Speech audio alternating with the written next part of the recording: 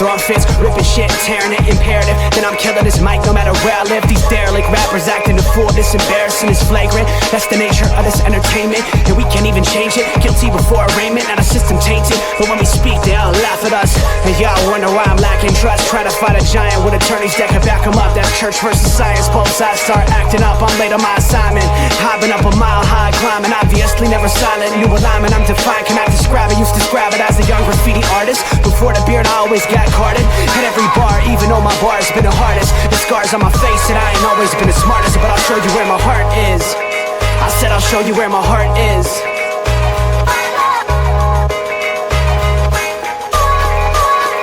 I can show you where my heart's at. See it on my sleeve, even if the beat stops my soul. Ladies and gentlemen, welcome to another Tuesday with the fellas. Little sports nonsense and whiskey hanging out. Robert, Pinky, how we doing this fine evening, sirs? It is an excellent evening. It's back with the gents. We got a lot of stuff to talk about. A lot of great things have happened, so it's going to be a good one. I'm so ready, buddy. We've got a lot to chop it up.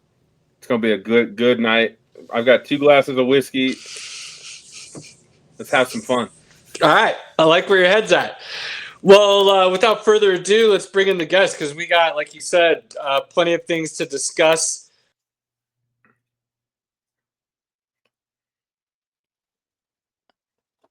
Caleb went silent. Caleb's silent again. Caleb went mute.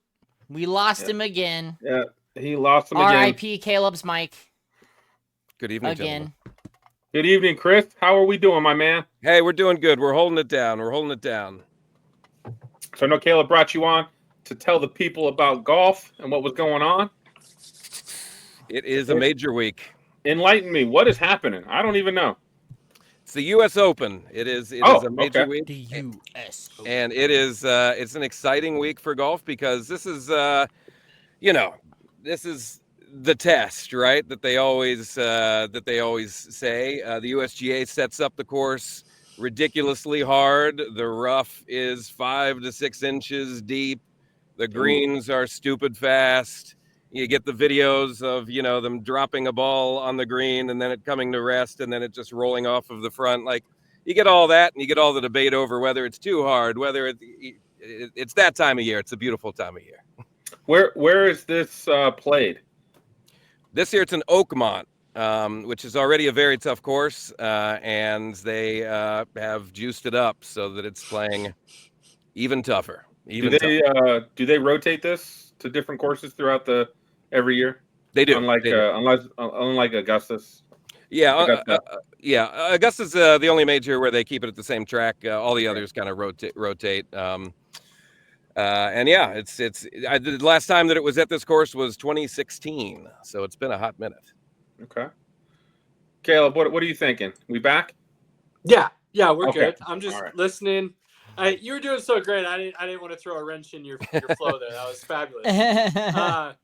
You kind of hit it already, but I mean, the big story here this week is Oakmont, right? Like, yeah. I personally love seeing the pros actually have to play golf and struggle. One of us. And yes, exactly. One of us is perfect. That's perfect. But what is the word coming out of Oakmont in these first couple practice rounds that you're hearing from caddies, pros, and the like, everybody else? Yeah, I mean it's playing tough. I think they cut the rough a little bit yesterday, but it's still like 5 inches. It's thick. And a lot of the landing areas on this course in the fairway are they're areas where there's only 25 yards of fairway laterally to hit. And oh my gosh, they're like 150 plus bunkers on the course. They're in landing zones. Guys are going to have to be accurate. They're going to have to hit their fairways. They're going to have to take their medicine when they're in the rough. And that's why usually it tracks like this. The cream rises to the top, and it's such an interesting tournament too because you have all these U.S. Open qualifiers and a lot of amateurs make the field through these qualifiers and everything. So it is really like an open tournament. But I would not want to be playing here this week. That's for sure. What is this thing I keep hearing about the par threes to go along with the course already being absurdly difficult. Right. Not only is the course ridiculously difficult, but it has the longest par 3 in U.S. Open history. A Oh my gosh. 300-yard par 3. What are we doing? You know, Like, we're hoping these guys. I mean, I think a successful U.S. Open, they always want to see, you know, if the winner's at 2 under, I feel Sure. like they did a good job, you know. I mean, and I just got done saying I love seeing the pros struggle, but even I had my jaw drop when I'm like, what? Yeah. Par 3, 300? Yeah. That's like, there's no purpose to serve. You better be stroking. whatsoever. You better be. And you know, a lot of it goes into the mentality of going into something like this. Not only is it a major, but then there's the looming how hard it's going to be. And so you have, you know, a lot of these guys, some of these guys who have not maybe played in a U.S. Open before, or are not, you know, super skilled in majors. And I saw an interview with Justin Thomas, who was like, you know, I hope that some of these guys as a competitor are psyched out because you know, I've played here before. I know what it takes, and you know, that just any advantage in a week like this is going to be what you're going to want, you know. So I'm glad you brought up JT, one of our favorites. Love the guy. Absolutely. But I also saw another quote from him talking about, yet again, why don't they, after the tournament, the day after or something, bring in a bunch of amateurs and bring in a 5, a 10, a 20 handicap and let them play the course and let the people watch and see how truly difficult it is. Sure. I say that, and you were just talking about it being a true open. Yeah. Amateurs in the field playing with the pros. Yeah. So all that being said, who does it affect more, the pros or the amateurs playing with, against, for each other? The flow of the game, the pace of the round. What do you see in those respects? You know, I think if you're at that end where you just qualified, like you've already won, if you've qualified for this thing and have played rounds in order to just getting there for those guys who are taking that path to it, it is the experience. And you know, you can go back to, you know, your friends after and be like, well, I played in the U.S. Open when it was this hard and when this happened, you know, so there's that. And the guys at the top, the cream of the crop, the elites, you know, I think that they kind of salivate a little bit at a test like this. Not to say that they all don't, but I think it mostly probably affects the kind of mid-tier guys, maybe the guys who aren't in good form coming in. I think that, like, oh God, now I got to play this. Like, if you go in there with that mentality, like, it's going to be a long 2 probably rounds instead of 4. You know? Yeah. That weekend probably is at home on the couch, relaxing and thinking about what just happened. Yeah, and seeing the guys play like I normally play at my Muni, you know? Like, yeah, absolutely. Yeah. So you've got the amateur aspect of this whole thing, and you've got the rather large field for a major because of the openness aspect, the open same way. But do you see that affecting the conditions on the course, being there's going to be that longer length of start times and how that plays out for the first couple days?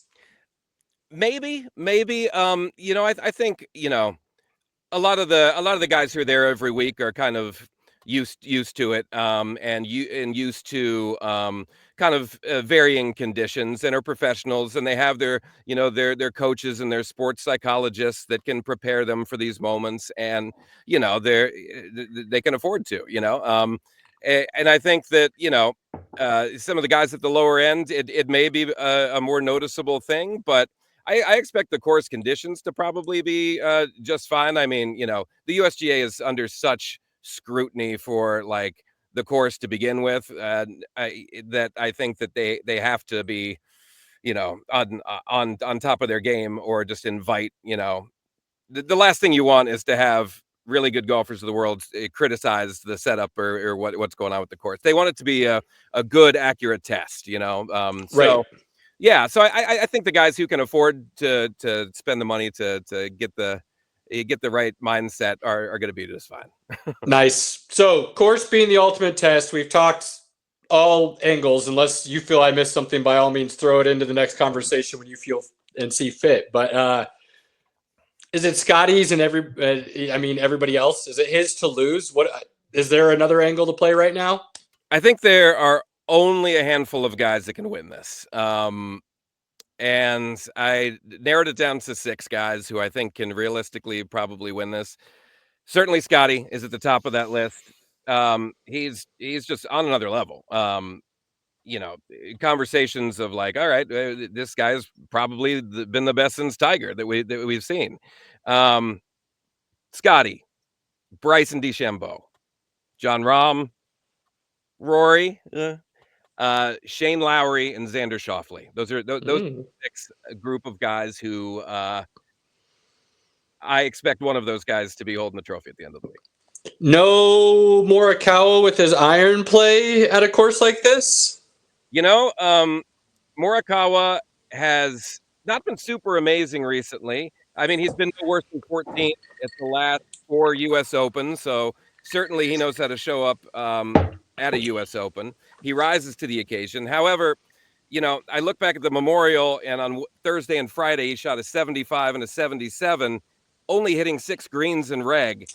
And that could, that worries me a little bit. Yeah. On a course where you need to, what we need to do at this course, like strokes gained off the tee, bogey avoidance, iron accuracy, and putting. The greens are slick. There's going to be a lot more 10-foot putts for par than there are going to be for birdie.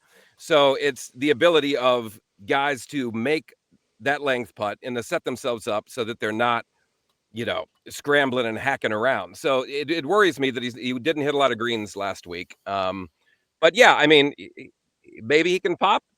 Certainly, he knows how to show up at a U.S. Open. But I don't know that he's going to take it. Okay. So then, out of those 6, do you have a favorite outside of Scotty? Is Scotty your favorite, and there's somebody else you think can push him? What are we thinking there? Scotty is definitely my favorite. He is at least 20th in all major statistical categories on tour right now. That's ridiculous. Yeah. It includes bogey avoidance. He's really good at not compounding errors. Where if he does make a mistake, it doesn't cascade him. He lost strokes putting in his last 2 starts, and he finished 1st and 4th. At Pinehurst last year, he lost 6 strokes putting, which was atypical last year. He's just operating at the very top of his game. He is the favorite. He's got he's 2.75 to 1 odds in Vegas for a reason here. Outside of him, Bryson. It's Bryson, I think. U.S. Open champion, won the U.S. Open last year. He has been crushing it in LIV. Granted, okay, yes, LIV, but he's still gaining 4 to 7 strokes off the tee versus the LIV field. At the Masters, he gained 5 strokes off the tee. At the PGA Championship, he gained 6 strokes off the tee. He's proven at the U.S. Open, and out of the rough, you need club head speed, and his club head speed is 130 miles per hour. He can hit out of crazy. Being able to power through that rough is something that he can do. And he's not a guy that gets intimidated by tough courses. So outside of Scotty, I think Bryson could give it another run. Now, his last couple majors, the things that seemed to fail him were a little bit between the ears and his putting. Yeah. And on a course like this, if you don't have it, does he still have a chance if you don't have it on the greens this week? You have to have it in all 3 categories this week. I think that you have to. It would surprise me on Sunday if we had a winner who did not gain strokes on the field in all putting, approach, and off the tee. It would greatly surprise me if all of those weren't in the green category. So yeah, I mean, he can't kind of fall off like he did at the Masters. All these guys have to put 4 rounds together at the end of the day. But I think that he is as well versed at a venue like this to do it. My crush for DeChambeau has been well expressed over the years, but I just love that the people have embraced him and he's been willing to open up a little bit more about his thought processes and have fun with it, and I think grow the game. Whether some traditionalists want to agree with that or not, I believe he definitely has, with the way he embraced YouTube and then everything that's come from that and the YouTube golf sensation and whatnot. So it's fun to see him. Hopefully he is competing.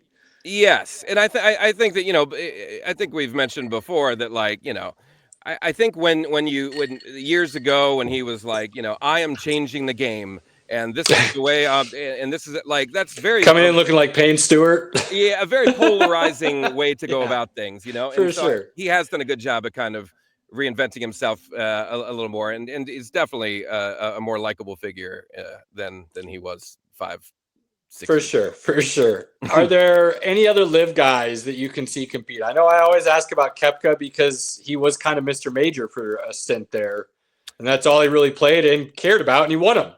He's got 5, I think we talked about last time. So, you know, him, Phil going, you know, trying to accomplish something very highly unlikely, obviously, but Joaquin playing really well, Niemanen. I mean, are any of the other live guys, do you think, are walking around Saturday, Sunday in a competitive fashion outside of Deschambault? Maybe Neiman. I just haven't seen the consistency from Koepka that I would want. Rahm is in the handful of guys that I think could win this. Oh, sorry, yeah, I totally forgot you mentioned him. Yes, okay. Yeah, and like, you know, he's obviously shown that he can play tough courses really well. He top 20s in U.S. Opens. Sure, there's live stigma there. Can he really dig down and get the job done? You know, I think we've seen a bit of a fall off. There's rumors that he kind of regrets his decision. You know, there's all of that. So I think that he does still have like a monkey on his back, but he's still real good, and he's playing real well on the live tour as well. So yeah, if he strings it together for 4 rounds, he could certainly do it. I think Neiman will be competitive. I wouldn't be surprised if Neiman was T30 or better in there. But Koepka's not on my radar. DJ's not on my radar. DJ won here the last time that it was here, but that was so long ago. Yeah, I mean, DJ feels like he's kind of just gone into walking retirement at this point. Absolutely. Yeah. So I would no. And Phil, you know, he makes a cut. It's a win for him. Yeah. That shot he pulled off. I mean, just real quick, I'll slip that in. Sideways flop shot of flop. Like that's so Phil, is it not? It's ridiculous. It patented Phil right there. You should trademark that. Yeah, it's totally just absurd. Okay. What do we have as a dark horse? Somebody people may not be expecting, somebody outside that 6 you've already mentioned that you feel good about this weekend. Yeah, I think that strategies and betting and whatnot and like DraftKings style. I think other guys who can pop here, Sepp Straka. He's 10th in the field in both shots gained with his irons and tee to green. Came in 3rd at the Memorial. He won the Truist. He came in 13th at the RBC. But he missed the cut in both majors so far this year. So good form, a guy who can, you know, his approach game is dialed in and off the tee is dialed in, but, you know, it needs to kick it up that extra notch. Keegan is another guy. He's in great recent form, T7 Memorial, T8 at the PGA. He's 6th in the field in both strokes gained with his irons and tee to green. He's keeping the ball in the fairway, which is what you need to do. So Keegan as well. And Morikawa could pop as we've kind of chatted about. If you want some more like longer shots, I really like the way that Ben Griffin has been playing golf. He won the Charles Schwab. He came in 2nd at the Memorial. He was T8 at the PGA Championship. And in all of those, he gained strokes on the field in every area that we want to see going into this week. And at least 2.7 strokes against the field total in that span. That's the kind of form that we want to see. Yeah. And he's 60-1 Vegas. So like, you know, throwing $10 on that might not hurt. Corey Connors, good recent form, gaining strokes on the field off the tee. It could be worth a T20 and having him in your DraftKings squad. And then you've always got always the bridesmaid, never the bride, Tommy Fleetwood. who's just casually gaining strokes against the field in all main categories, 3 top 10s in his last 5 starts. That's all great. But like, he's not separating himself from the field in the shots gained. Like, he's gaining shots, but not like, okay, to kind of move the needle. So he's getting the job done, but I don't think he's going to be raising the trophy. But if he's T10 or better, like, that would not shock me, just like he always is, you know? Nice. I like that. What do you see being the biggest storyline this week? The course, as we've seen in past U.S. Opens, history has shown that that's all that was talked about rather than the play, or do you see it being the players and somebody doing something to make the course not be the topic? I think the course is going to be the main topic that is going to be talked about in the broadcasts. I think that, you know, Scotty is certainly the guy. It's not necessarily his to lose. He will have to really not have it, I think, in order to not at least be in the hunt. But you know, I think that something like a you know, if a Bryson threatens Scotty, so that you get a little bit of live dynamic. Can Bryson repeat? Scotty's just won the last major. Like a storyline like that will be good for kind of you know, getting those guys to kind of be creative, make them make some harder decisions, maybe take a chance, and just kind of stretch their game to see, you know, if somebody could push Scotty to really make some hard decisions down the stretch, it'll be a fun Sunday, I think. Yes, it absolutely would. Final thoughts. Did we miss something? Is there anything else you want to throw out there for the people, or just your general feel of why they need to be paying attention? Yeah, I think that there are some guys, if you're constructing lineups or whatnot, I think there might be some guys to be wary of that have been, you know, that I've heard be talked about a little bit, like Sam Burns, for example. He's been getting a lot of hype. He's rebounded considerably due to his recent play. He's finished no worse than T30 in his last 6 tournaments. He was second last week. But in that time, he's gained the most strokes against the field in putting. It's come from his putting.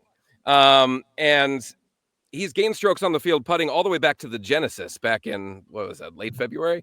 And so I have a little bit of caution there. And especially he's lost strokes on approach for the last 6 weeks, despite his good play. But the courses have allowed for that, for him to be able to still finish decently. So I'd be careful on Sam Burns. I'd be careful on Cam Young, who could pop here, but you know, I think you got to be careful with sprinkling some of these guys in. JT, as much as we like Justin Thomas, he crushed it at the Truist. He's won this year, but his recent form the last 2 weeks, he's lost strokes versus the field on approach, and he's barely gained strokes off of the tee. I don't like the dip right before, you know. I don't want him sitting there being like, okay, I have to dial it up, you know. I want him to be a little more comfortable going Sure. back here. Patrick Cantlay could pop. He's been pretty good lately, but his putting has been up and down. So I'd be wary there. And I know that Spieth has gotten a bit of a resurgence a little bit this year. He is playing pretty good golf, but he's not gaining enough strokes in the key areas in order for me to be a buyer on him at this point. I think that he's fine for like a T25 or better play, but you know, I don't think that he's going to threaten. Scotty wins. Scotty or Bryson wins. Scotty or Bryson wins. I love Scotty's it. my favorite. Yeah. I love it. Well, we'll have one more after this to close out the year, the Open, and we'll definitely have you back at that time. But before we let you go, I know Pinky had a quick NFL topic he wanted to dive into, and I know there's a division there that you're familiar with that I thought would be worth keeping you around for. So, Pinky, ask the good man how he feels. Well, first of all, we got to ask this poor man how he feels about his Bengals right now. We're in turmoil. You know, wow.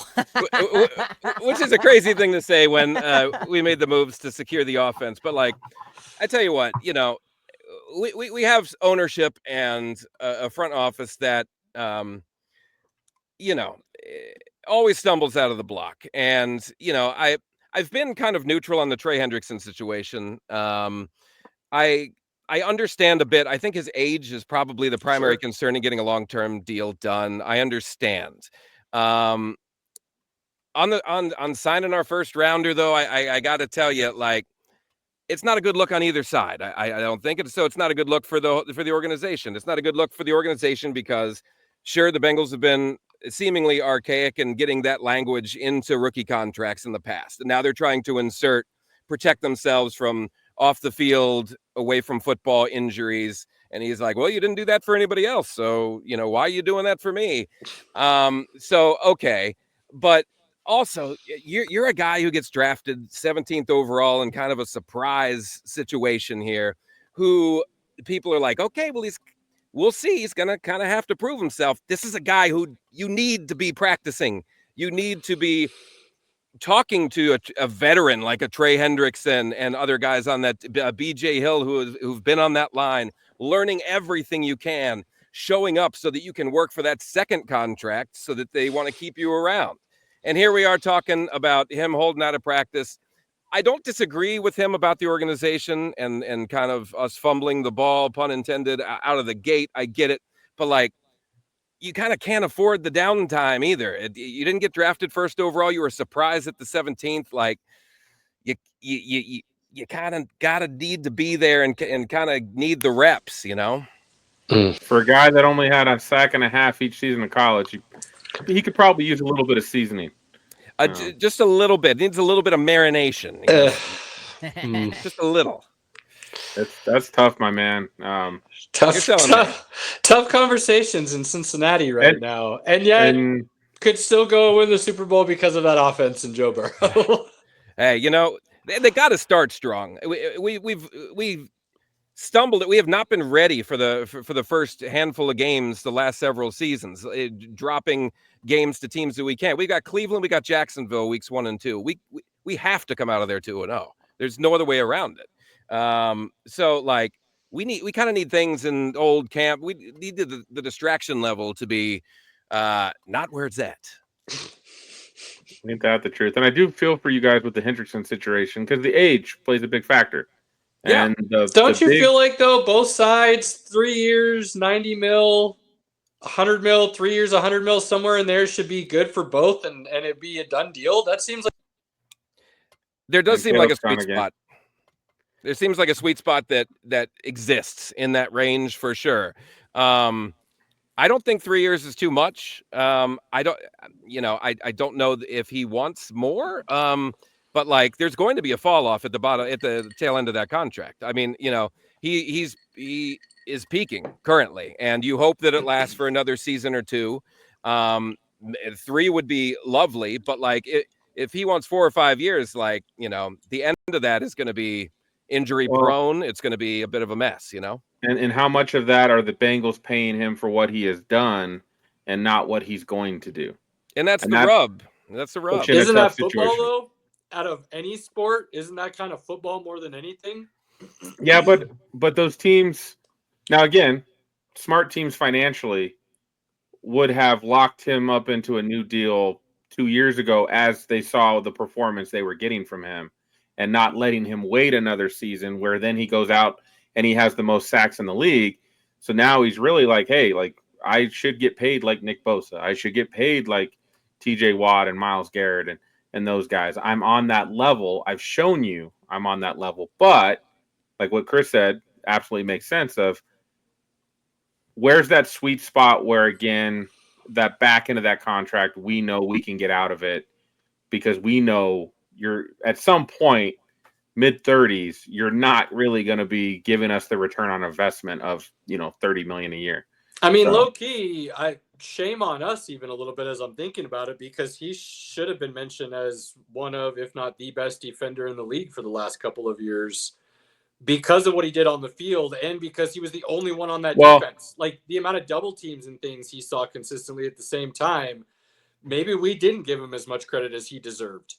Now, I agree the years that has to be the issue.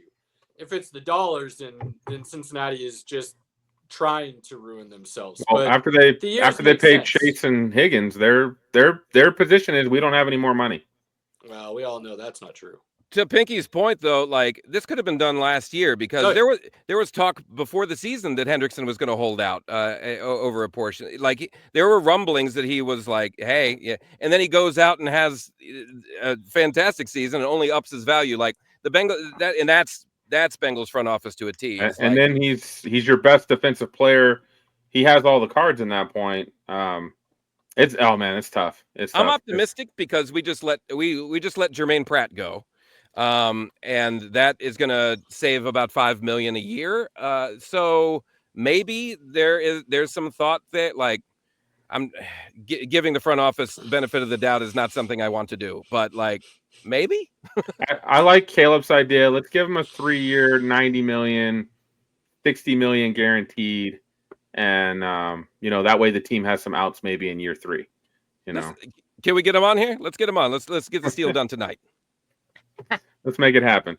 Okay. Let's mend fences. I think I can fluently speak 90-year-old curmudgeon and 31-year-old defensive end at the same time. So if we can get them together in the same room, we should be fine. Nobody wants to see Trey Hendrickson sack Aaron Rodgers more than me. Get him on the field. Yeah, buddy. Moving on to the right topic. Aaron Rodgers joining the AFC North, going to Steel Town. How we feeling? A renewed, refocused, married Aaron Rodgers. Yeah, what the heck is that all about? Central, ladies and gentlemen. Revenge Central incoming. I love to see it. Honestly, the more chaos in Steel Town, the better. I would love to know Mike Tomlin's thoughts. Like, I can't imagine that a guy like that who is had such an institution there for so long is super excited about all the distraction that it brings. Bet your ass he is. There's been years of mutual respect, like legitimate mutual respect between the two, on field, off field. I think they really do like. Okay, Chris. Okay. If he can handle Antonio Brown's crazy ass, Mike Wallace, Ben Roethlisberger, Martavius Bryant, Ben Roethlisberger, if he can handle those guys, he can handle a quarterback that can do anything with the ball. We are a pro Aaron Rodgers podcast here. We usually speak glowingly of A.A. Ron because guys named Aaron are good guys, okay? He might be a little eclectic. Robert, yes, he is. And like in all fairness, he did not have a bad season last year. Like and he will be a very serviceable and good quarterback. My optimism comes from the Jets are a shitty organization with shitty ownership, and they've not had a great plan. Their whole Nathaniel Hackett, Saleh, all of that, not protecting Aaron Rodgers, somehow having a great running back in Breece Hall. And if you had him in fantasy last year, you cried because they couldn't find a way to use him. You're just like, what just happened? That was just a bad organization. I do feel like Aaron Rodgers has something left in the tank. Just throwing statistics last year, him and Josh Allen are very comparable. Now, obviously, Allen throws in the rushing, and that puts his game to a different level. But I think the other thing people were forgetting about a lot, and we underplayed it, and we shouldn't have. But he is coming off a torn Achilles at 40 years old. Like that recovery time, probably we should have thought was going to be a little bit more rust there than maybe we gave it credit. And it's due diligence and justice and every other word you can use to go along with it. You're absolutely right, Caleb. I think he spent that first half of the season trying to play like old A.A. Ron and then realizing, oh, crap, I can't do that anymore. I can't run in the pocket and I can't drop back, do a spin 5-10 yards back in the backfield and then throw the ball where I want. He showed a lot more of that, not maybe to the same level, but he showed a lot more ability to do that as the season progressed. Towards the end of the season, you started seeing a lot more of that, the little steps, the little spins in the pocket, extending the plays, more zip on the ball. So I am under the belief that he's still got game, and this is a good situation because of Tomlin. But, I mean, look, Tomlin's Tomlin's a different dude. Rodgers is a different dude. DJ Metcalf is a different dude. TJ Watt is a different dude. And you can say they're all, when I say different dudes, like, yeah, one of them's an outlier. But they are all kind of their own unique individual brand and have carried themselves that way for their careers. So throwing Rodgers into that, I don't know necessarily really upsets the apple cart. What'll be interesting is they made quite a few changes just outside of Rodgers. Bringing in a rookie running back, getting rid of George Pickens and bringing in DK. Some changes to the defense. Still looking at the O-line coming back. They had a lot of injuries there last year that they couldn't ever really seem to gel. If they can be healthy this year, finally get some. Like there's still a lot of things outside of Aaron Rodgers that are still going to have to work properly. But to Aaron's point, Pinky's point, you like how I gave you the Aaron there while we're talking? Aaron.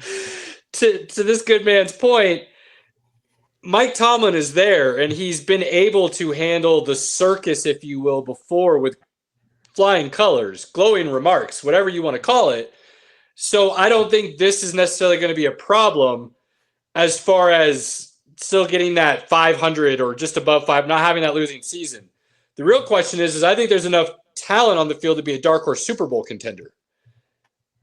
Can they gel quickly enough within the year, though, to make a run and see that come to fruition? That's what's going to be really interesting. And Rodgers could be done. Like we've seen Father Time come knocking out of nowhere. I don't think he is, but he's got to go out there and play well. And I think they have enough pieces to do it. Freiermuth and Calvin Austin, Roman Wilson, they seem really high on his second year this year out of Michigan, but they didn't throw a lot at Michigan, so he didn't get the ball a lot there. He didn't get the ball a lot last year because they didn't throw like. I thought he got hurt last year. He was injured too. I'm just, there's still these question marks. The defense is going to be good. Like regardless, that defense is going to be solid. Can the offense finally put something together and be dangerous? And you got to keep Rodgers healthy too. Like he is older, and the durability is a question. Certainly, with the injury a couple seasons ago as well. Like you have to protect him up front and give him the time so that he's not. The last thing you want to be seeing is him laying on the field if you're a Steeler fan a lot. At least I do think they have a competent backup that could come in and play a game or two, possibly win a game or two if needed in Mason Rudolph.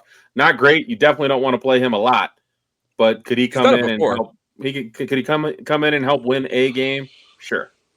And that's what you want from a backup. So I'm optimistic as well. I think Aaron Rodgers has a little bit left. I think nothing matters except for winning a playoff game. They have to win a playoff game. Have to. Yeah, absolutely. Absolutely. AFC North is always fun, but it's going to be even more. I mean, we didn't even talk about Baltimore and what's going on there, and those expectations have to be met. And then the Shador saga in Cleveland, because that's what that's going to be known as all through training camp. There will be no other storyline from Cleveland other than. So, I'm tired of hearing about this already. AFC North is going to be a whole lot of fun. Woo. Good sir, you are always welcome back. Anytime you want to come, just hang out for any reason. Anytime outside of golf, your invitation is open. But we do appreciate the knowledge that is dropped. Absolutely. I appreciate it. I'll see you guys real soon. Enjoy the rest of the show. Later, buddy. Take care. Boom. Chris is a good guy. I like that guy. Yeah, a lot of fun. He's got some good knowledge to share for sure. Learn a lot from him. Oh, NFL's coming up quick. There's going to be so many things to discuss. So many things. It's knocking on the door. We will start which is why I'm wearing this right here, baby. That was one of the best news bits of the day. We did get some Broncos country fire, so news. Pinky, this is all you. Well, we're gonna send this one. I'm gonna shoot this one over to Caleb because I know he was pretty excited about this. Why? Why would I be? I don't. Whatever do you speak of, good sir? This is your guy. This is your guy. It wasn't Justin Fields, but it's close, right? It hits home for me. Anybody that's followed us for a long time knows I've been really high on J.K. Dobbins for a long time now. The talent I feel like is always shown on the field, but the poor guy just I don't even necessarily think he's injury prone. He just has injury, no luck. He could be cruising and then just knee's gone. Hey, let me rehab for a year and a half. Come back. Oh my God, he looks like he might be one of the best running backs in the league for 2 games. Knee's gone. So just a brutal start to his career, but he's only 27, I believe. So he's still got, and he hasn't played a lot of football because of the injuries. I think he got 14 games last year. He didn't play the whole season, but he played close. I thought he only missed 2.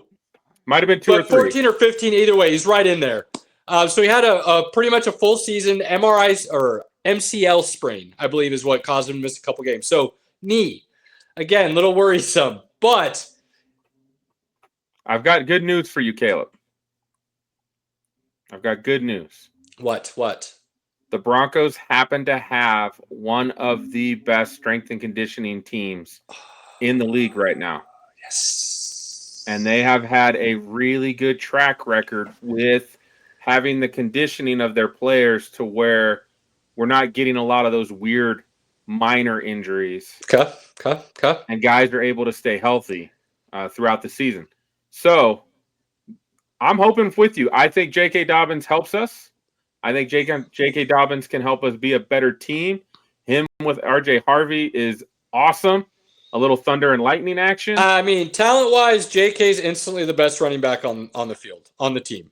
I don't know how healthy he is. He did finish the year last year, so he missed some time, and he did finish the year. I think R.J. Harvey will give him a run for his money, but I think they complement each other very well. I did not mean that disparagingly of R.J. Harvey. I think he's talented. I truly believe J.K. Dobbins is a unique, really, really good talent. He just hasn't been able to truly show it. And last year, even Pinky at times would text me out of nowhere and be like, what is LA doing with him? Like, what are we, like, he wouldn't even start the first, 2 or 3 series, and then he'd still finish with 100 yards in the game. Hey, J.K. Dobbins won me good money last year. So me and him make good money. I hope he truly is healthy and he's ready to go, because it is a big boost for the Broncos for sure. But yeah, it's been one of my guys. My curse is well known for anybody that's followed us long enough. He is on the cursed list, as Pinky and our good buddy Cody would say. I ruined his career. I hope somehow him coming to Denver is the start to a new string of no curses. And correct me if I'm wrong with J.K. Dobbins. This is one of the first times that he's without a Harbaugh backing him. Correct? The first time, yes. Right. He played for John and then his brother Jim in L.A. last year. That's what I was thinking. So that'll be interesting to see how he branches off from that coaching style into the new. Came out of OSU. I said, coming out of OSU, I remember one of the things I said about him was I think he's more talented than Zeke. I don't really know why the Chargers. I mean, for $5 million, I think I would have rather had him than sign Najee, because they still drafted Omarion Hampton anyway. Yeah. So if you're going to do that, just keep Dobbins, who looked great in your system. It's hard to say. It is hard to say. I mean, you want to go on that road too. We may as well real quick throw in the Nick Chubb situation. Why wouldn't Cleveland bring him back for $3 million? Just under 3, 2.5, wasn't it? He signs with Houston for.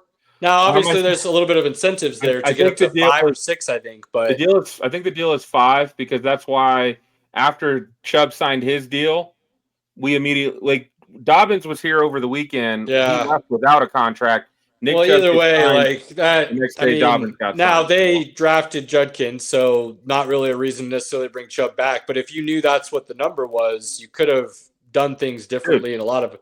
We both know Nick Chubb healthy is worth having on your team for $5 million. Like, come on. Let's not go down nostalgia road for me. How many years in a row did I say he was the best running back in the league and did not budge on that? So tons, and that's fine. And there are absolutely lots of moments where he showed you having him in that argument. No one can fight you on that. So him in Houston, healthy and with Mixon and Stroud, Nico Collins, some of the weapons they have there on offense, that could be an interesting group. It could be. As long as they can protect Stroud and get him back to where he was his rookie year, that's a dangerous squad. Well, you need the wide receivers to stay healthy. That's a big part of it. People want to talk about him regressing last year, but when you're throwing to your fourth and fifth stringers as your first option, that doesn't help either. So his accuracy was off a little bit too. I'm not saying it. Well, I'm just saying there were a lot of factors last year that just didn't go Houston's way, and they failed to live up to what many had as their expectations last year. I mean, they still got to a playoff game, still won a playoff game. They're all right. We will start with the AFC South next week. We will do our division breakdowns as we get ready for the NFL season. So we'll start going division by division, and we'll kind of do breakdown draft picks, free agency, and what our expectations are for each squad, and that will lead us into our when we do our schedule prediction show as well, which is right sometimes and wrong a lot of times. So. A lot of wrong, but it's still fun. More wrong than good, but hey, we'll make it happen. You got to have some it's fun a good with time. It, so looking forward to that. All right, we've had a lot of good playoff basketball and hockey. Where do we want to start, Caleb?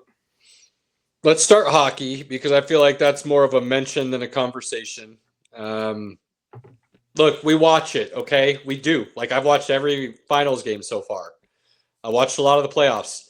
I don't watch it closely enough to feel like I can sit here and break it down for you like I can basketball. And basketball is kind of my thing along with football, and we like talking it, so I'm going to break that down more. But there's still some conversation to be had. I think I have an opinion about what happened last night.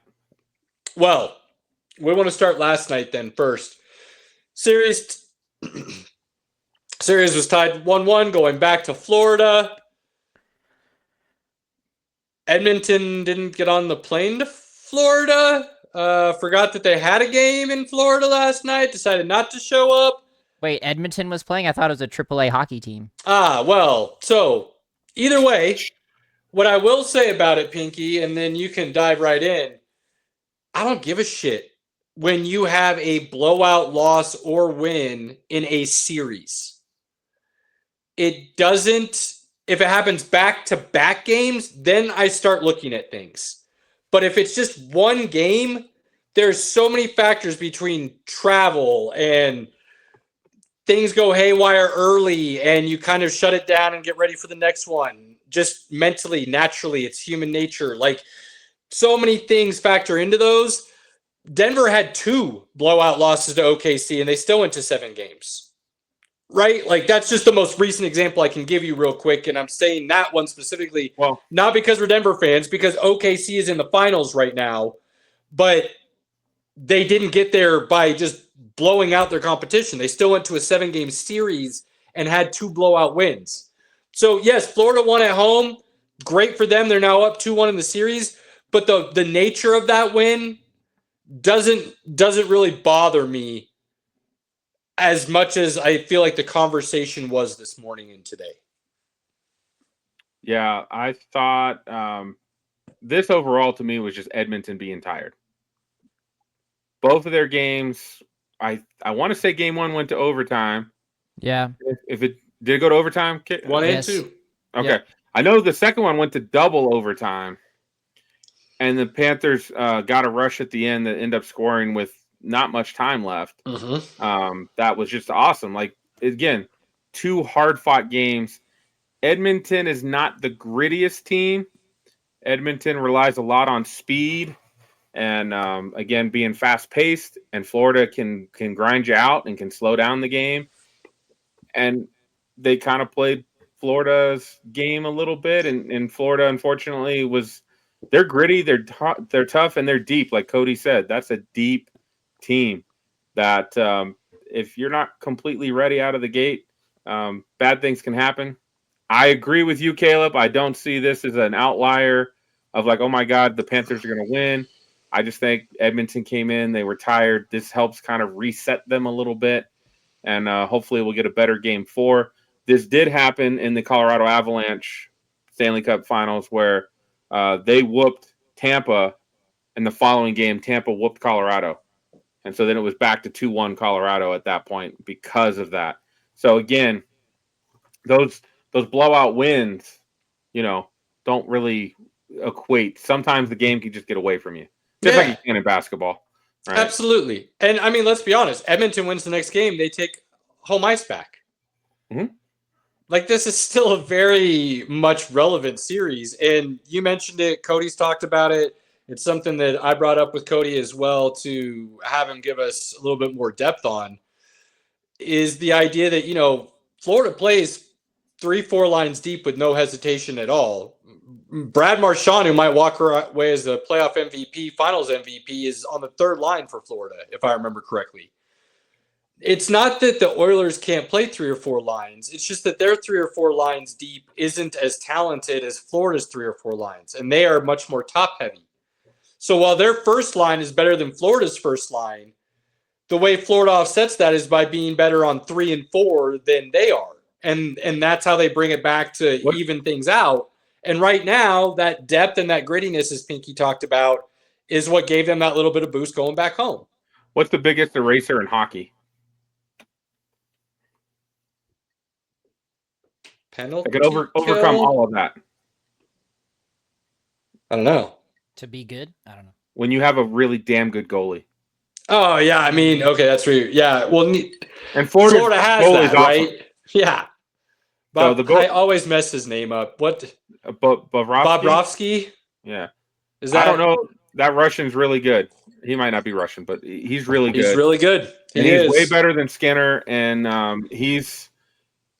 It just sometimes when you have that guy, he can shut down the other team by himself. It helps even when you've got great goal scorers on the other side, like Draisaitl and McDavid and Hopkins. Bobrovsky's playing great. We'll see. Game 4 should be fun. I'm excited. I watched the first 2 games. I didn't get to see the game last night, obviously, because I was watching Monday Night Raw. It got ugly quick and just never. Yeah, and that's what I saw. I looked on Bleacher Report real quick, and I was like, oh damn. Okay, good. I don't have to watch. Yeah. I'm good. So I'm excited. It's still a good series. Hopefully, I want both NBA and NHL to go to Game 7. I want it. I'm being a little greedy. I want that. The Game 7s, during first round, second round, conference finals, Game 7s are great. When it comes to the finals, Game 7s can be epic. And there's so much urgency, and there's so much on the line, and you can see it, you can feel it, you can hear it in the stadium, you can hear it in the crowd. Every puck, every basket, every foul, every single moment has that intensity, and there's nothing like it. That's a fact. That is a fact. So I still think the Stanley Cup goes 7. I would be very surprised if it doesn't. I still like Edmonton to win, but we'll see what happens. It's not tomorrow night's NBA Finals. Thursday night, I think, is NHL, right? Yeah. So couple nights off here, and then we'll get those games. So they're going to get a good long rest stretch to recoup, and see what happens. And since Edmonton didn't play last night, they should be well rested for the next game. Absolutely. There you go. Moving over to the other playoffs currently unfolding in another series. NBA has some action going down right now that I think what we saw in Game 2 is what many expected to see in Game 1, and it was well on its way to that until OKC seemingly took their foot off the gas, and we know what happens when you give Indy a crack in the door, window, or whatever else you might leave open. They will bust through it and not look back. Do not give them hope. Seriously. Do not give them hope. So we are now tied at 1. And with all of that, I still would not be surprised at all if OKC gentlemen swept this. I wouldn't. I just wouldn't. But I also have been on record saying, Indy's a good team, and I could see them making this a series. If you're going to make me pick, I picked OKC in 5. And I don't feel bad about that still. And this is why. Personally, I think OKC learned a lesson from Game 1. and game 2 were late. They slowed down a little bit, and you almost saw that foot come back off the gas and give them that window open again. And they kind of were like, well, wait, no. We remember what happens here. We're not doing that. Cancel that real quick. And they've got enough depth to where there's people now talking about Alex Caruso as the true third man, not Chet or Jalen. Like, that's absurd. First of all, like, let's not try to think too hard about this. He's not. But the fact that he can be in the conversation means they're deep enough that different guys can go off in different scenarios. I could make that argument. It would be absurd. I could make it, and I'd be happy to do so. I don't know how you would do that, to be honest with you, because one good game. That guy plays a lot harder, faster on defense and offense more than Chet. So no. It's Shea, it's Jalen. 7 feet. He just doesn't. It's a swimming kind of lanky motion, so it doesn't look as that fast. dude sucks. If he wasn't 7, good. What are you talking about? If he wasn't 7 foot, if he wasn't 7 foot tall, that dude would not be any good. Oof. Ouch. Oh, Pinky, you just hurt this man, Pinky. You wounded him. No, my you God, hurt him to his core. I'm okay with it. I've been watching Chet for a little bit now. When I watch him, I see a dude who's weak. Oof. And for his size, like, I wish I was 7 foot. I wish. Because I wish heart. I was 5'8". And I don't see that same heart in Chet. Chet's a punk. I'm sorry. It's true. I just like the way you hate Caleb, Gobert, I think I hate Chet. That's how I dislike him. When I watch him, I'm like, you should be so much better for being 7 foot tall. I would dominate you if I was 7 foot tall. He is so good. He brought out the D word, ladies and gentlemen. Domination. He averages like 18 and 10. And he's not the first option on the team. If he was so damn good, he would be. Oof. The and I take Caruso. He plays. His defense is so lackadaisical at 7 feet. I'll take Caruso any day of the week in my starting 5. Chet be coming off the bench. You probably think Christian Brown is a better defender than Chet Holmgren, don't you? Absolutely. Oh, shit. That's not even a question. Christian Brown had some great games out of the bag. Chet. Here we go. It's fighting words. We're fighting tonight. That's absolutely a fact. It's a fight. That's not even a question. Fight. We don't have time to go down this rabbit hole. I'm not just, oh, sweet baby Jesus, help us, God. So what I'm hearing is that we need to have a real-a-thon, and Caleb needs to give his hot take on this, and then Pinky needs to give his hot take on this, and we see who does better. Yeah, I feel like that's what needs to happen. I'm not gonna have a hot take on that. I don't think there's a. He's just gonna have Pinky disappointment. Hot take. He's just gonna have disappointment. It's okay. I just like all the dudes that tell us Joker's not any good. I don't think Chet's as good as he should be. Chet should be so much better for his size, and he's just not the guy. He's all right.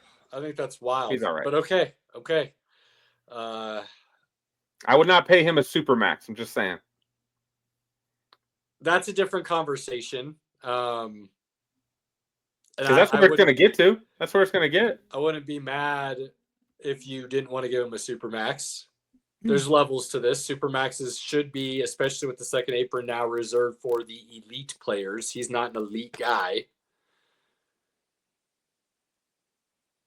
But getting back to the series. Wild. Yeah, let's get back to the series. Get back on track. We got some nonsense to get to here eventually. Look, Indiana Pacers, to make this a series, they have to stop turning the ball over.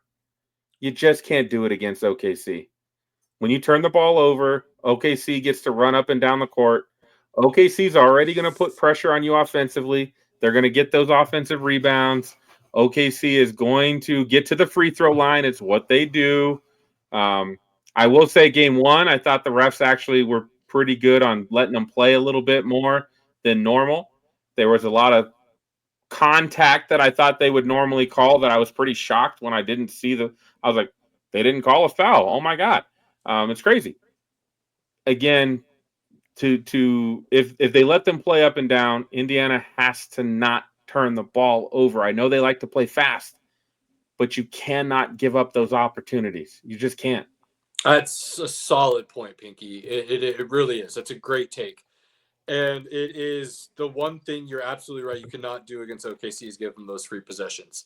The one team that can kind of get away with it, and you saw them being able to do it in game one, partly because OKC took their foot off the gas, in my opinion, and partly because it's their DNA, is the way they play so fast and free. The turnovers don't get to them like they do some other teams. Getting down, having a bad little stretch for 5, 6, 7 minutes extended doesn't really phase them. And so that's their kind of ace up their sleeve, if you will, playing OKC, which is the exact opposite. I said they both love to create offense. They just do it differently. OKC does it through their defense, right? And Indy does it through their fast break, which then creates their defense for them. So they both do the same thing, just oppositely. The problem I see, and it's kind of been his nature all year, and I think it's why a lot of people didn't have him as one of the top dudes in the league, which I still think is wild that they were calling him the most overrated player in the league or whatever it was at the time. But Hallie's got to get going early. He kind of has this natural, almost sluggish way into the game about him and doesn't really start get going to the second half a lot of times, sometimes not even until the fourth quarter. But he can't, and that's just kind of how he likes to play as the point guard. He likes to feel everything out, get everybody else kind of engaged and moving, and then he picks himself up last. They can't afford to do that against OKC. He needs to be a threat and going from the jump, and then disseminate that ball through everybody else and get them going. Because that's going to put OKC back on their heels defensively, and they're going to have to worry about everything at once rather than not having to focus on that right away. And Indy can't afford to give OKC that luxury. Halliburton's got to score 25 a game. He has to. The fact that him and Caruso have the same amount of points right now is ridiculous. Seeing 25 and 12, 25 and 14 from Hallie instead of 18 and 10 would be huge. It would be absolutely huge. But to your point, that involves him being aggressive and looking for himself and his shot early rather than waiting for it to come during the flow of the game. He just has to be a little bit more aggressive right now. And I think part of that's being a young player. Part of that's being true first deep, meaningful playoff run, first finals appearance. There's a lot of learning curve here, if you will, that I think his IQ will soak in and be fine moving forward. Does he soak up enough of it, though, during this series to make a change is going to be the question. I said earlier, you're going to make me pick. I will still say gentlemen sweep OKC. Based on the way the series is going right now, I would pick OKC in 6. I don't think it goes 7 still, but I do think Indy still finds a way to get another game. If they win this next game, if Indy wins the first game at home, I'll probably change my tune and think it goes 7. But I think OKC wins game 3, and that changes the whole dynamic of a series when you win that first one on the road, especially when then that takes home court back in your favor, can put Indy back on their heels. There's a lot of things there, which is why I still like OKC in this. But if Indy wins game 3 at home, I could easily see it going 7. And then I might even start thinking coin flip. So we'll see. This is a huge game for Indy, in my opinion. Huge game. I'm not going to say must win, even though I said everything I just said. Because I know how the series can go, and being down one game isn't the end of the world, especially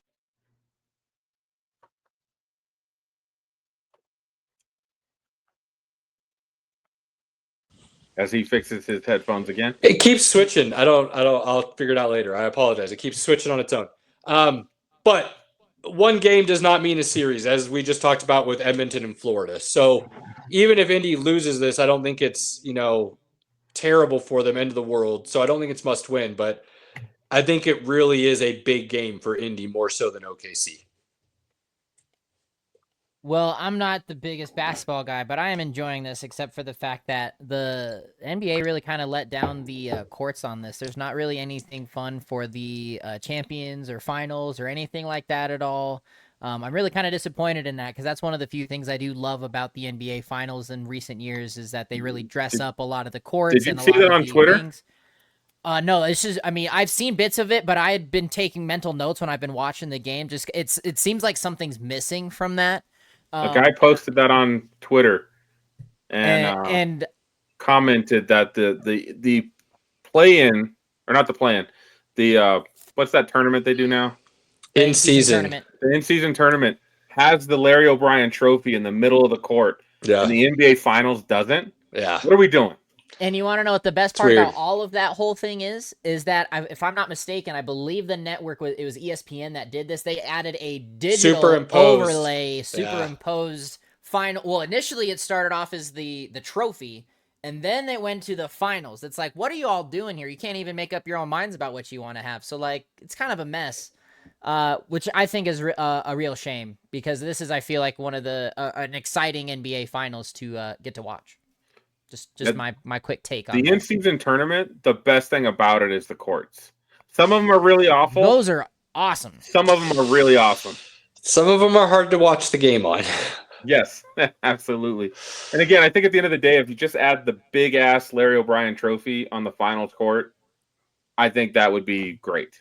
Yeah, I'm sure they won't, forget to add that next year. But the courts are done now. You're not adding that on now. Yeah, so No way. We'll see what happens. All right, basketball over. And Caleb's mic is out again. That's Mike again. Robert, you are up, my man. This is your time. You let's let the people know what you want to talk about. First, I really do want to address our weekend since we had had gone to see Ballerina. That great entry into the universe, I personally think. Now, for me, it did raise a lot of questions in the timeline of things with how it was done, because you open up with John Wick 4 and him in the cellar with Lawrence Fishburne getting ready to go to work. So when you have that with him being left for dead at the end of 3 and then him all of a sudden coming back to the Ruska Roma after being excommunicated from everything, I thought was interesting. So I'm not 100% about how that fits because it really doesn't work. They could have put 10 minutes into making that connection. Absolutely. They didn't give us that connection. They probably could have, because the movie was still less than 2 hours, if I remember right. It was 2 hours and I think 5 minutes in total. So I definitely feel like that for what Stileski and Reeves have done with the other installments, for what they've already produced outside of the first film, there could have been a lot more substance for that story and for it to have been more coherent.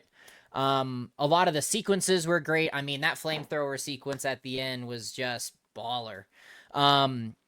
Great world building still for a lot of this. I love this universe, and I wish there was more context to it to understand a lot of these things, but I also think that's what makes it great, is you don't know.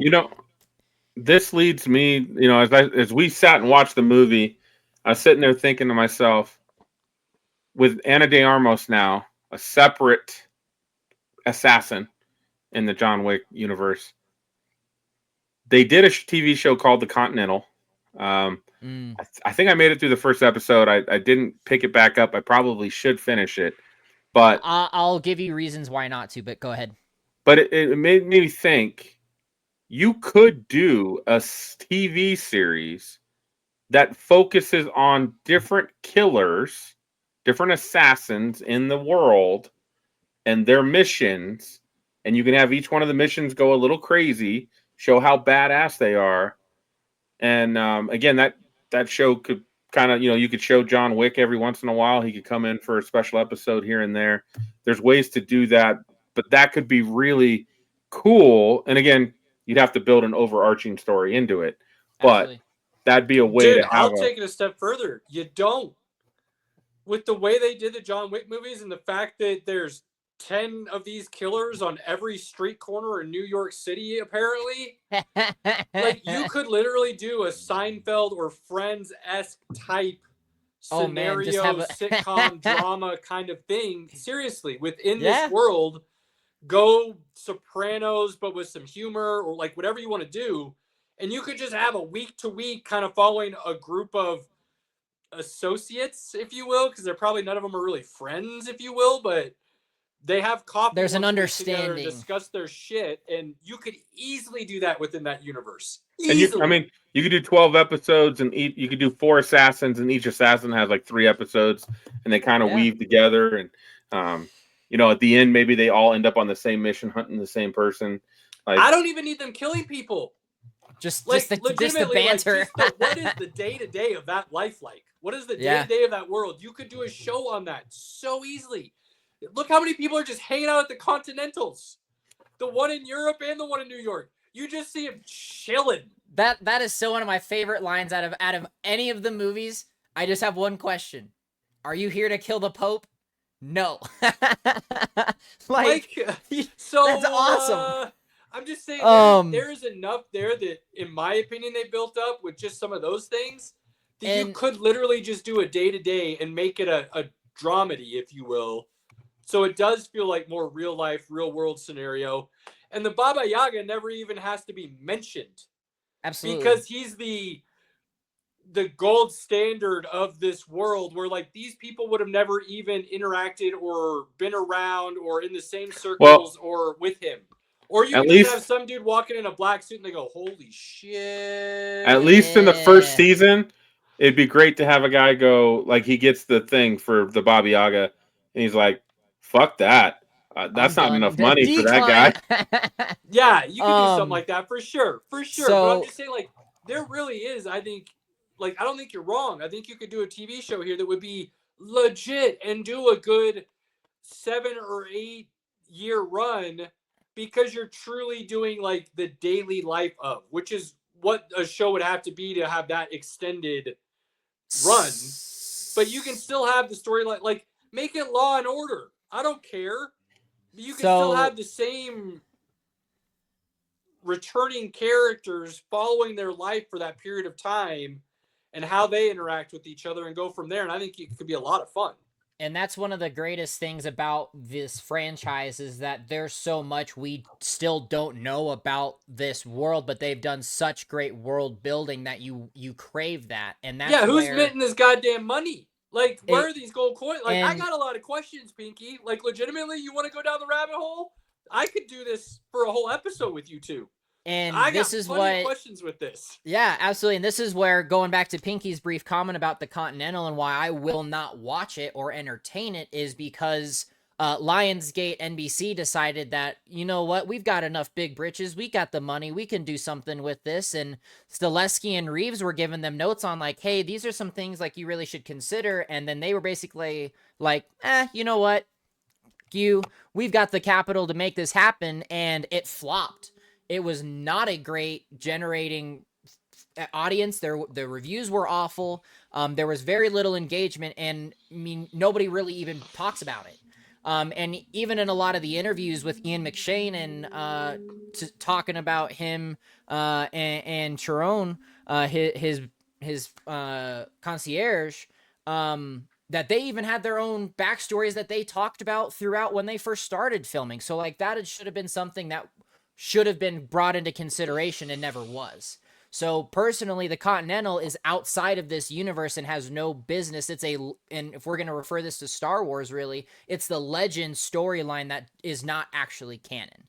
And Stileski has gone on record to even rip it apart while he's done the Ballerina press tour, which, going to your point, Caleb, to tie all of that together, is at this point in time, I mean, this is Stileski comparing to George Lucas, is you will have eventually need to bring in a Dave Filoni type head that understands this universe and is being the mentee under Stileski to be able to continue these stories and build something that, again, everyone is going to continuously watch over time. Because, I mean, now for 11 years, that's what we've been doing with John Wick, because it came out in 2014.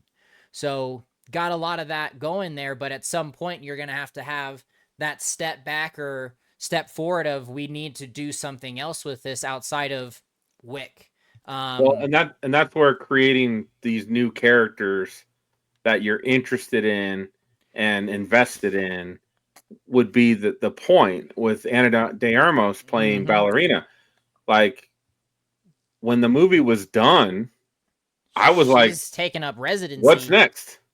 Like, what's going on next? What's she doing? Well, we got that especially with Norman Reedus' character about where he's going to be going next. And that's also been one of the big topics from this movie. So I'm definitely excited to see where they go with this. I know there's already a few other Wick universe projects in the pipeline. So we'll see where it goes. But overall, I was very entertained. I loved a lot of the other world building that went with this and the idea of where we ended up in the story. And I know Caleb is super heavy into this, so I don't want to give any spoilers away for the story.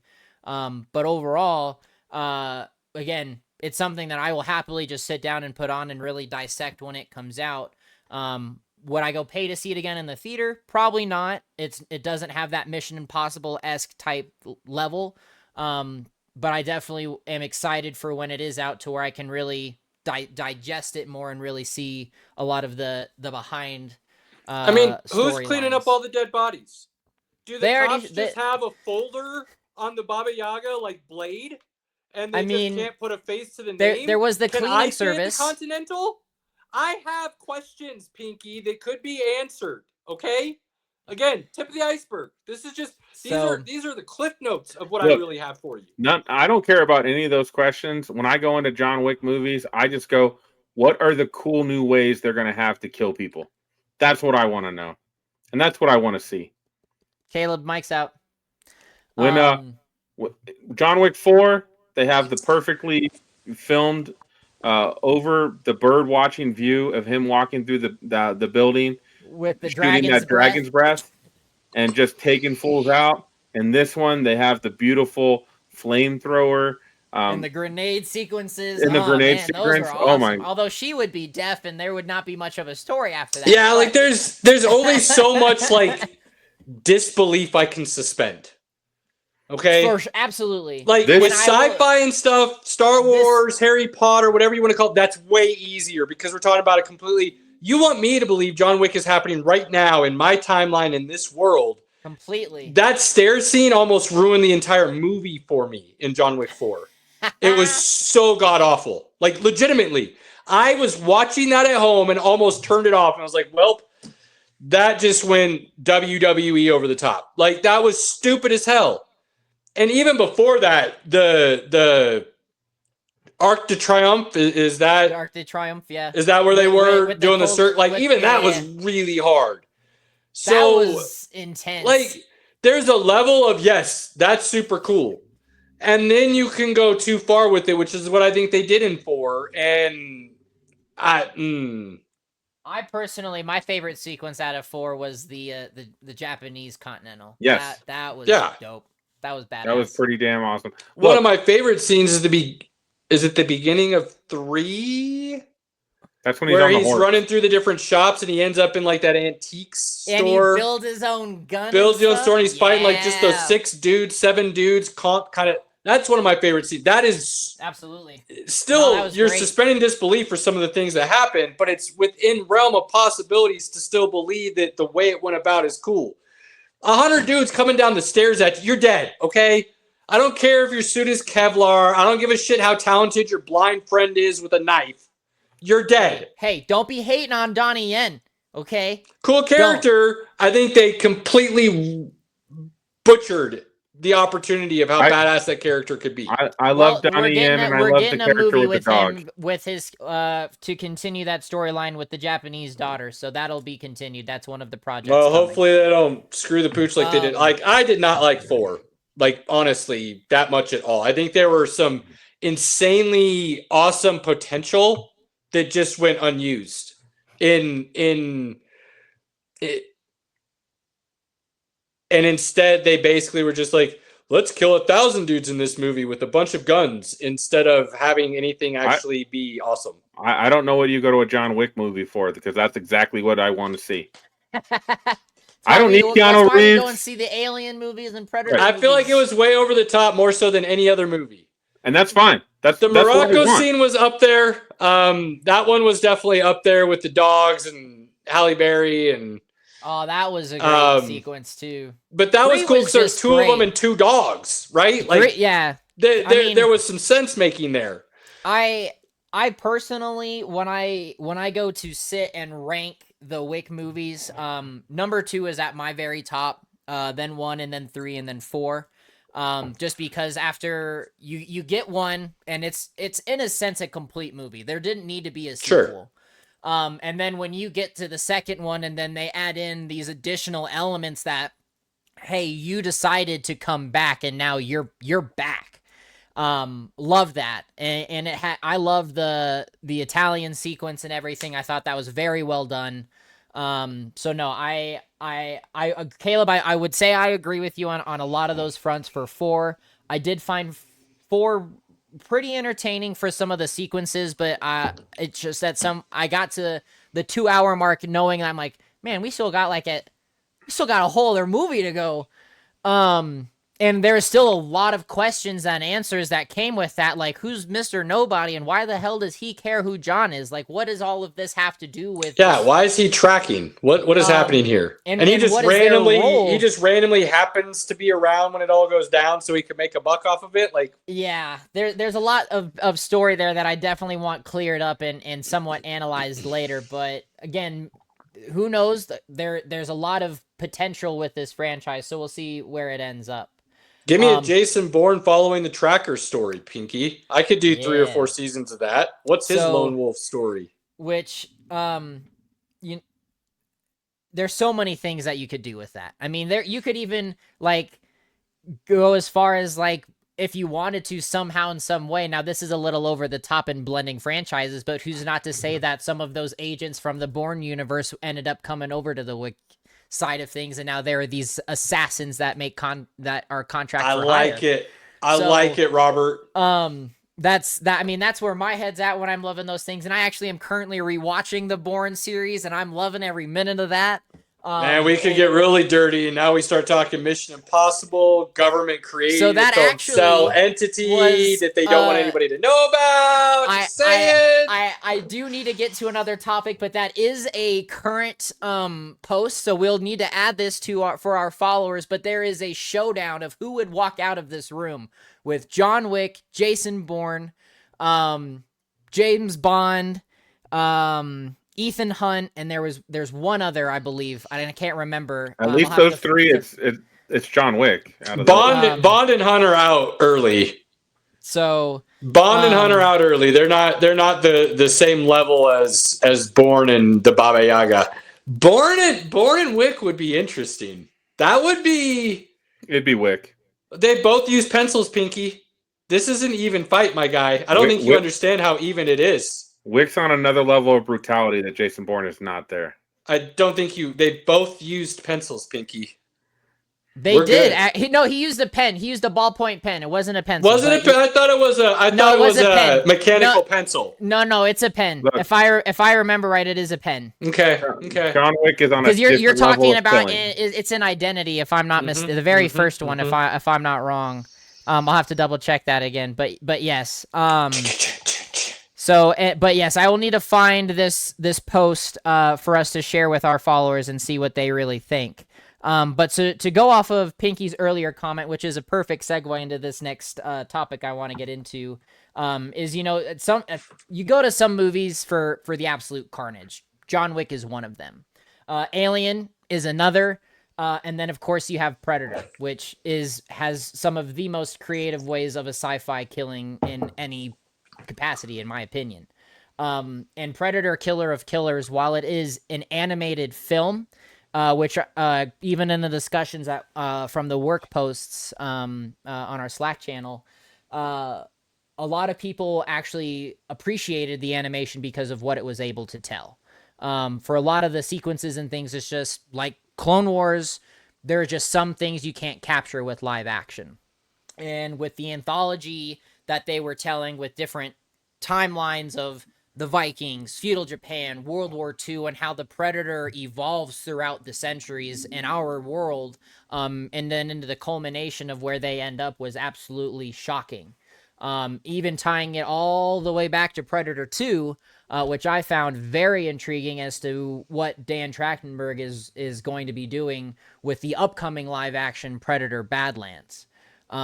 There was a lot of development for the Predator, and this actually was the highest rated and best reviewed Predator movie of all of them. It's an hour and a half. It's on Hulu. It is fantastic.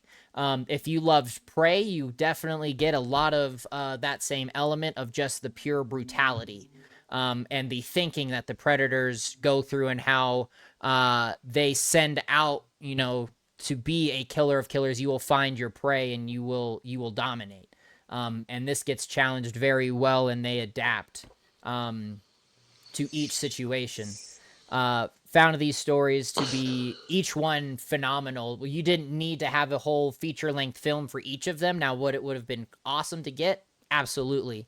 But they told great stories, and I'm excited to see where this furthers come with Predator Badlands in November. So definitely need to put that on your watch list, both of you. I'd have to start at the very beginning still. Please tell me. Yeah, we've discussed this. I've never seen any of them. How do you? I am very aware of what it is, and I've always kind of thought the Predators are actually not that impressive. They're kind of bitches because they always do an unfair fight. Like, make it even. And they lose. Make it even. Like, what's you the problem, guys? You got to watch Predator and Prey. Everything else you can skip. Now you'll know. Sorry, Predator 2 has now become important to a degree. Predator 2 is a goofy '90s movie. It's a goofy '90s and movie, I like but Danny I'm sorry. Glover. It's becoming very important for the Predator franchise, and I hate to say that because I had to admit to myself, while I don't remember it very well and I didn't enjoy it, I need to rewatch it because of what's happened in Killer of Killers. Caleb, if you skip it, you'll be fine. Oh, we'll see. But the original one with Arnold and Carl Weathers, it's got the classic the bro handshake, man. That is it. And the Body Ventura. Yep, and, I'm aware of everybody that's in Black. it. I know everything. I probably know the movie without even watching it, just because of pop culture and everything else. But yeah, I've never actually seen them.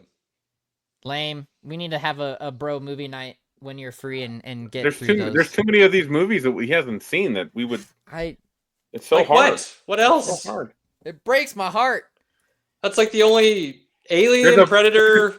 There's a couple movies you've mentioned you haven't seen that makes me just go, what? I've never done any of the Aliens. They never interested me. The Predators never interested me, so I never did any of those. I can understand that. Like the Aliens ones. Alien 1 and 2 are the only ones. 2. I don't even like 1. 2. 2 is the best one of the whole series. The rest of them, I don't even know how you watch 2 without getting whatever. There was a new one that came out like 10 years ago. Prometheus? And sure. I don't even Prometheus, know. That one's okay. Prometheus. Oh, Prometheus. Yeah, that sounds right. My wife said, let's go see this movie. What's it about? She kind of told me. I was like, all right, fine. Didn't tell me it's part of the franchise because she knew if I knew it was part, I would have gone because I don't give a shit about. So I'm sitting there watching. I was like, God damn it, this is an alien movie. And she just kind of smiled and laughed, and we just kept watching the movie. I was like, love that. So I've seen one alien movie. Don't remember anything about it. Prometheus actually was okay. Prometheus was pretty good. Naomi Rapace is great. Yeah, I didn't like it. I forget his name, but Magneto is pretty good in that. Michael Fassbender. Maybe I just thought it was lame because I hadn't seen anything else in the series, so it meant nothing to me. Fassbender actually does a really good job in that movie. Actually, he does great in that and Covenant. Covenant. He plays great roles in those. So yes, I highly recommend these movies. Again, Killer of Killers was very shocking. I didn't expect it to be as good as it was, and I'm Dan Trachtenberg is the right man for the franchise. I'm gonna try to watch that this week-ish if I can get to it. I crushed it at the office this morning. I'm like, you know what sounds good? Predator. It's an hour. Again, it's an hour and a half, and the stories are about, I want to say 20 to 25 minutes between like the anthologies, and then you have the final I would say 30, 45 minutes maybe of it, tying it all together is phenomenal. Nice. So looking forward to your report on that, Pinky. And then this will be my final nerd thought of the evening, just because I got to talk about it. So while we are very patiently, me impatiently, waiting for what Amazon and MGM are going to be doing with the Bond franchise after now having full creative control, the gaming company that has been behind the franchise Hitman is finally releasing their James Bond game, where it is going to tell a brand new story of Bond where he is 26 years old and becoming James Bond. Nice. It looks fantastic. This has been 5 years in the making. Finally got my first look on I think Thursday or Friday it was, and was already like wish list added. Let me watch this trailer 3 more times. Doing everything right, bringing in Aston Martin, bringing the Omega watches and all the gadgets and just the assassin vibe that is truly James Bond and is actually getting our first lore accurate Bond from the books. So I'm actually head over heels for this. I'm hoping that they do this right and it's a hit here come 2026. So he's going to kill a lot of people. He's going to do some drinking and he's going to sleep with beautiful women. I'm in. Let's do this. That's at least the goal. Did Ian Fleming ever write an origin story for Bond, or is it always just a story about 007 and his adventure? So if you start it correctly, Casino Royale is the very first one, and that's where you get a lot of his backstory, then going into From Russia with Love and so on. But there's never a legit Bond origin, just because there's a lot of different things that come with that. Because you, throughout the many years after Fleming had finished, you've had a lot of other authors from the Fleming estate take over the storytelling. It would be cool to get a true origin story, like a legit, and I don't even need it like from birth kind of thing, but more like Jason Bourne style, like your recruitment from the military into the Secret Service kind of thing. How did that look? At what age? And then going up through the ranks within the Secret Service to become the agent. I think that would be a really cool story to see Bond go through. And you could do that in like 3 movies. You could do a little trilogy on that, and it could be pretty badass, I think. I would completely agree. So I've always loved that again, world building mystery behind it, just because there's so many different takes that you can get to how he got there and what have you. And you've gotten some similar stories about his parents being killed in an accident, or they saved him and they perished and what have you. I mean, they tried that with Daniel Craig's Spectre. Yeah. And Skyfall kind of linking those together. So there was a lot of good things I think happened with that. But again, if you personally ask me, while I am a tremendous Daniel Craig fan, No Time to Die is my absolute, outside of the Timothy Daltons, which I don't ever watch. No Time to Die completely walks away from Bond, because James Bond doesn't die, period. I mean, he just doesn't. I feel like that violated a lot of things, and part of that is Daniel Craig's ego, in my opinion, and I can respect that, but he had already said he's been done with the character and is ready to move on, and I mean, we're getting great movies from him. I mean, that whole movie, though, was about him not really being 007 anymore anyways, so it wasn't really Bond that died. And that's my take on it is, again, I mean, Bond, every single movie. The last 2 movies, the storyline and the way they try to like almost run him out of the agency and stuff was kind of weird that they went that route. That's why I teeter on the Craig Bonds quite a bit. While I love how different of a take that they are, they're first more 3 serious. Oh, I mean, Skyfall, Casino, Quantum, and then Skyfall. Yeah, I mean, Quantum is questionable. Quantum's okay, but Skyfall and Casino are fantastic. Those are fantastic movies, and I mean, Mads Mikkelsen as the Bond villain Le Chiffre is by far my favorite Bond villain.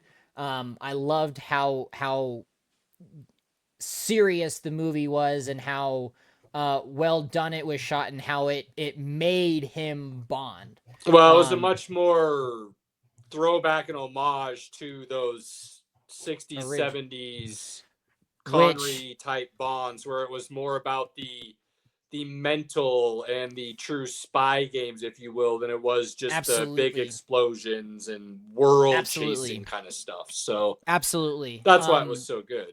Which is why, I mean, and still to my rankings, it is still Sean Connery first, Daniel Craig is second, Roger Moore is third, and then Pierce Brosnan. And again, I don't acknowledge Timothy Dalton. And I mean, George Lazenby's On Her Majesty's Secret Service is iconic. You can't ever leave that one out. That's always a good one. So that's my final thought. Is I'm excited for the James Bond franchise. I just got my early birthday gift with the Sean Connery films on 4K and a very nice case and steelbooks for each of them. I am number 1,756th proud owner of the steelbook casing, so that is awesome. Love that for my birthday as a gift to myself, because my birthday's in a month, so it's an early birthday gift. But I didn't want to miss out on this, just being a big fan. So, gentlemen, that's my final thought. Whoever wants to go next, let's go. Caleb, you go, and then I'm gonna end it. I don't know if I like that. Look, this is a great time of year for sports. There's a lot going on right now. It may not be your football, but baseball's cruising. I didn't even get to mention the Paul Skeen stuff, which if we had time, was going to discuss, but that might be the best. That's the best pitcher in the league. Golf, hockey, basketball. There was a soccer game tonight. The World Cup of club soccer, I didn't say that right at all. I don't know why it came out that way, is going down in a couple weeks. There's a lot of really good sports. So not until after MLB All-Star Game does it feel like it's dead time. And then really that's only a week, because then training camps start. So the dead summer that everybody likes to talk about is not as dead as we may have been led to believe at times. So stick with us, because we got a lot of great things to discuss for you still. One last thing real quick. Canadian Grand Prix this weekend. Whoop, whoop. Happy Father's Day. He stole a little bit of my thunder. All right. First, I can't tell you guys enough. Spend time with your friends. Enjoy sporting events. I had a great time with Caleb. He came to the house and watched Money in the Bank. He actually entertained my wife quite a bit, which I appreciate you for that. And then I got to spend, right after that, I got to hang out with Robert watching UFC. Woo-woo. Robert made one of the best sports calls he's ever made. He literally called Sean O'Malley looks like a bitch. He's gonna get whooped, and that's what happened. And he called it just from the walkout and the way he looked in the ring. Great call, Robert. Thank you. He did that last time too, but to be fair, after some further digging, to come to find out it's because he really does not like Sean O'Malley, so he's instantly looking to call him a bitch. That's not true. I have nothing against Sean O'Malley. Let me be very clear. I don't like Sean O'Malley, and I'll tell you that straight up. I don't have a problem with Sugar Sean. I really don't. I mean, again, he's a big streamer. I watched a lot of his stuff when he games and whatnot. But no. Just giving you a hard time. Finish it off. And then, as Robert said, it's Father's Day this weekend. Spend some time with your dad. Spend some time telling them, how great they are, and thank you for all that they taught us. Remember those moments. Again, I always have that moment of my dad and I going to the Tebow playoff game against the Steelers and Tebow winning in overtime. I will always remember that. I think sports brings father-sons together. So, enjoy that time. Tell your dad how much they mean to you. And I hope you guys all have a great Father's Day weekend for all of you fathers out there. I mean, we can't say it enough. Pinky wants to talk about stealing thunder. He knows how I finish the show every week. But I like the message, and I'm not going to belittle the thought process because I fully agree with him. So since he's already discussed it, add to it as we always do. To everyone that supports us in any shape, way, or form, like, follow, share, subscribe. I don't know what all the terms are. I don't really care. We can't thank you enough, and it truly does mean the world to us. Do not take those moments with your family, loved ones, friends, inner circle for granted. Whoever you consider that to be, cherish those moments. Take advantage of them whenever you can. Like Pinky said, it's Father's Day. It's a good excuse to get out there and do something with those people. Till next week, Till you see us again, until you want to have a conversation, hit us up, let us know.